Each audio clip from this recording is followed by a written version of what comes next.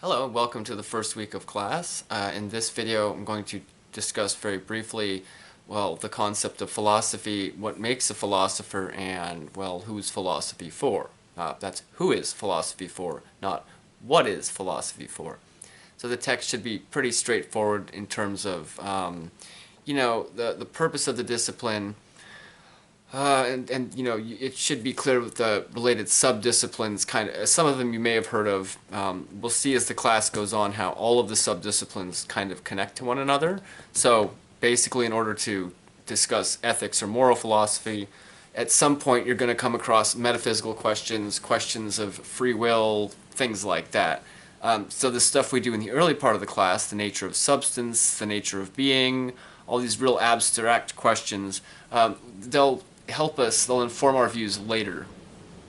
So what is philosophy? Well, philosophy is different than most disciplines, in fact, any discipline.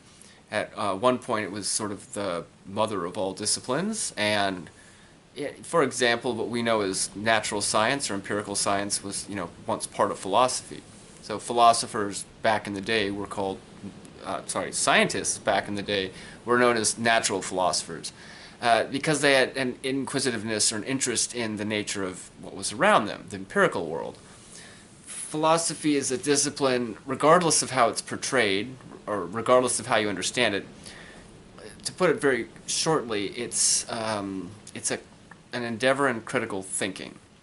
So all philosophy in the Western tradition, the very core concern is with logic, not with experience, and we'll see some of this later in epistemology.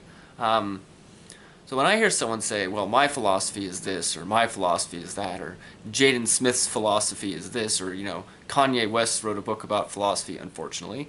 It was on Twitter, but that's for another day. That's not really what we're talking about. Anybody can believe whatever they want. Anybody can have an opinion on whatever they want. But philosophy it's an exercise in critical thinking. So there's some discussion about that in the text. I don't want to go too overboard, but what we're doing here is we're learning how to take our beliefs and our preconceptions and our assumptions and to put them in suspense. We suspend these things in order to think critically about them. Why do I believe what I believe? Why do I think that X is right or wrong? Why do I think that human nature is inherently evil? Why do I think that immigration is good or bad? All of these things. I mean, everything that you learn comes from somewhere. Everything that you know comes from somewhere. And our purpose here is to figure out where. And the more we know about what we know, the more free we are, because those beliefs are now our beliefs. They're not given to us, or they're not we're not indoctrinated or something like that. In order to be free, you really have to have your own thoughts. Now, I'm not saying we believe whatever we want. We, of course, pick the ideas with the best reasons. There's better reasons to believe certain things, and the evidence and the proof that's given for those are what provide those reasons. So what is philosophy? Philosophy is, in the Western tradition, which we're looking at, it's not just a bunch of old dead white men. It's an endeavor to look at things and see what's taken for granted and think about why those structures are in play. So one of the best non-political ways of discussing that concept is to think about, for example, the scientific method. The scientific method is not a scientific endeavor, it's a philosophical endeavor. Now, whatever the sciences do individually or independently, of course, are scientific issues. But when you ask a question like, how should science proceed, or what should science do, or what methods should we use in science, you're asking a philosophical question because you're asking about fundamental issues in that discipline. When we talk about philosophers, we're talking about a different issue. So we're reading a text which has, a whole bunch of different philosophers in it. What makes a philosopher a philosopher? Well, historically, it's somebody who doesn't have a lot of work to do. They have a lot of free time. So in that free time, they're given basically the privilege of being able to think about these things. Whereas, you and me, we work full-time, more than one job. We go to school, we have kids. There's a pandemic, so there's no money. Everything's very stressful, and we don't have a lot of free time. the reason these sorts of classes are offered at colleges and universities is because they're part of the liberal arts tradition. Liberal arts referring to arts of free people. That's all that that means. It doesn't mean refers to progressives or anything. And free people are, of course, supposed to be concerned with things like this. So you and I should spend some of our time becoming these free people that we endeavor to be, and we do that by studying philosophy. Now, I don't mean majoring in philosophy and going to graduate school.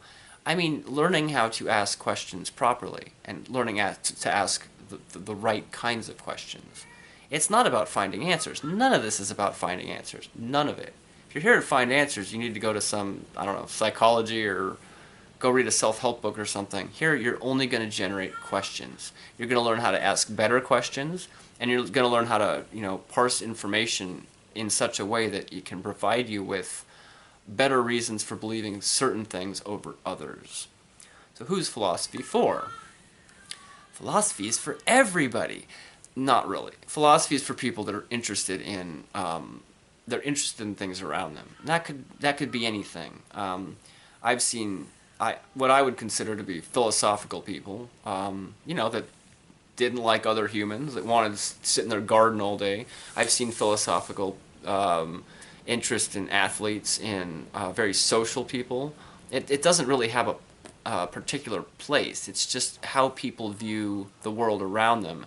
They're open to hearing, perspectives that are different than their own and actually engaging in a discussion about, why. This isn't subjective. It's not like we all have our different views of the matter and that's just where we end.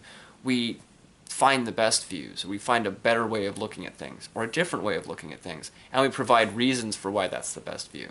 So and I think the question will come back later in the semester, well, who's philosophy for? Where is philosophy? What do we do with philosophy? In this specific cultural context, the answer to that is different, but it's a little early to get into that. I cannot encourage you enough to think of this not as, we read a bunch of philosophers and we have to talk about what they said. This cat's really annoying, I apologize. We have to talk about what they said and understand what they said, but everything we do, it comes from a background that we are inheriting. What we believe about the world, what we believe about certain things in the world, it all comes from some sort of experience or education, even if we're not aware of it. We have to be really careful the danger that's present in the assumptions we make about things. So even when I say the word knowledge, you have a certain understanding of that word, and maybe you have a correct understanding. But what do you mean when you discuss knowledge? What is knowledge? It's different than wisdom, isn't it? It's different than information. Well, what exactly is it that constitutes knowledge? So if we say we know some things, we have to be pretty confident in what we know in order to be able to say that. And I think philosophers are the first people to say, you'll see this, of course, in Socrates, the first people to say they don't pretend to know things that they don't. So they're very hesitant to say that they know something, when in fact it's very likely that they do know it. Yes, all philosophers need a cat. Enjoy the first week. I think the readings should speak for itself. I look forward to your posts in the discussion. Thank you.